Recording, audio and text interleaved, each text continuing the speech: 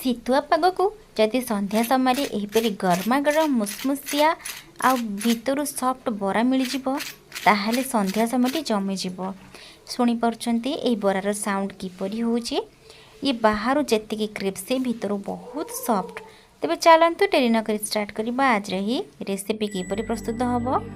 ନମସ୍କାର, ମୁଁ ଗାୟତ୍ରୀ ଆପଣ ସମସ୍ତଙ୍କୁ ତ୍ରିଶା କିଚେନକୁ ପୁଣି ଥରେ ବହୁତ ବହୁତ ସ୍ୱାଗତ କରୁଛି।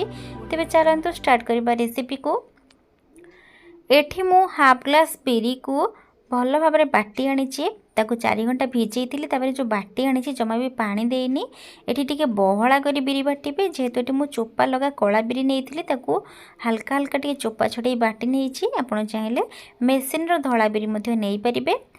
एबे आमे बिरी को बाइंडिंग करबा पई एथि सुजी पकेइबा।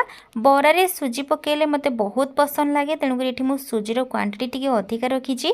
आपण चाहिले सुजी एठी 2 रु 3 चमच देई परिबे। एठी मु 5 चमच सुजी नेइची।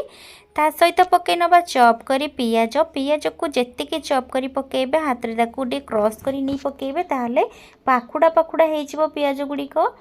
आहरी टेस्ट बढ़ापी ये कंचा लंका 3 टिके चॉप करी पकई नौची। जदि छोट छुआ खाऊँ कंचा लंका को आप स्किप भी करें।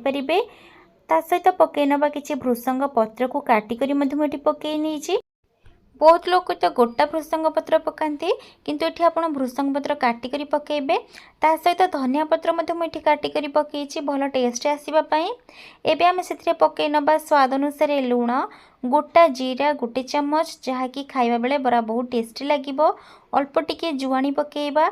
आउ एठी गोटे सिक्रेट बतौची कंचा रसुण केते कोला आउ पुणी धनिया पत्र को टिके छेची करी आपण यदि पकांती एही बरा रे बराटी बिना तरकारी रे मध्य खाई हे जिवो। एते स्वादिष्ट लागिबो जे आपण बनै करी ही खाइले ही जानि परिबे। तो कंचा रसुण आउ धनिया पत्र रो छेचा को निहाती देबे, जमा भी स्किप करिवे नहीं। एही कंचा रसुण छेचा दबा द्वारा बरा जतेबेले आपण फ्राई करिवे घर पूरा महकई दबो आ तार स्वाद मध्य बहुत बढ़िया आसीबो। एबे आकु आमे बरा मिश्रण रे मध्य पकई नबा। तो प्रथमे तो मुझे धनिया पत्र अल्प पकई सहित आउ धनिया पत्र छेची करी पकई नौची। एबे आउ एथिरे आमे किछि पकेइबा नहीं कि पानी मध्ये दबा नहीं। एबे सुखिला हाथ रे भल भाव रे आकु मिक्स करिबा। जेहेतु सुजी मुई टिके अधिका पकेइची कुरमुरिया लागिबो बरा मते टेस्टी लागिबो। आपण चाहिले सुजी रो मात्रा मध्ये कमेई परिबे। तो बिरी को भल भाव में बाटिबे, जमा भी पानी दे बाटिबे नहीं ना से पानिया हो जाई पारे। एटी मु काठुआ बिरी बाटी थी आ चोपा लगी जेहेतु हाफ ग्लास में बिरी बतुरई थी। तो यही बरा जितेबाला आप बनइबे ना गोटे थरक परफेक्ट बरा हो बाहर बहुत टेस्टी लगे। आपको एबे आमे 4 रु 5 मिनट छाड़ी नबा टिके रेस्ट करने सब जिनस गुड़ाक। तो सब सामग्री ये फुली जाइए। फ्राए करवा जिते बड़े बरा को फ्राए करेंगे मुझे हाथ साइज करुँची। आपण कदली पत्र किंबा कौन तेल जर पकई पारे। पूरा हाई फ्लेम रे तेल को गरम करेंगे। तापर हाथ में टिके टिके पानी दे बरा सेप दे आपको पकेबे। जो भाव में मुझे पकाउची मत तो बहुत इजी लगुच। आशा करुँची आपण मानक यही प्रोसेस गुड़ाक इजी लगे।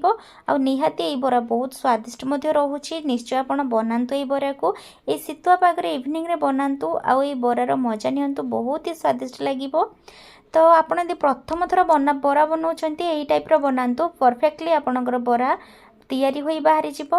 आ जमा भी बरा बनैबारे झिंझट हबो नाही। एही बरारे मु कौनसी प्रकार खाइबा सोडा यूज करी नाही। जदि आपण चाहंती व्यवहार करि परिबे। तो ये आमर तो बरा गुड़िक भल भाव में फ्राए हो बाहरी पड़ा। मुझे आपण मानक देखा मुझे 4 करी बरा पकाउची। यही बरा बहुत टेस्टी थिला। निश्चय आपण मैंने बनातु। मार्केट भी आहरी टेस्टी लगे जेहेतु आम कंचा रसुण धनिया पत्र छेचा देचे बहुत स्वादिष्ट लगी यही बरा। आ पकेवा बरा छाणीबार प्रोसेस देखु। जिते बड़े आपण बरा को फ्राए करेंगे हाई फ्लेम रे तेल को गरम करेंगे। तापर मु हाथ साइज पकाउची। आपण यदि हाथ साइज पकेवा को सुविधा लगुनि आपण कौन करेंगे ना कौन लुण जरी हो कि तेल जरी हो कदली पत्र पाखुड़े आपरी भाव में बरा को सेव करी पकई पारे। तो भल भाव में बरा को मुझे फ्राए कर नहीं गोटे गोटे तो ये सारे कलर बरार के सुंदर आसी देखिपुंट। ये बरा जो फ्राए कर बहुत बढ़िया बास्ना आसूची। तो बरा गुड़ाक सब भल भाव में फ्राए हो जाइए। ये बाहर जेते क्रिस्पी अच्छे भीतर बहुत सॉफ्ट अच्छे।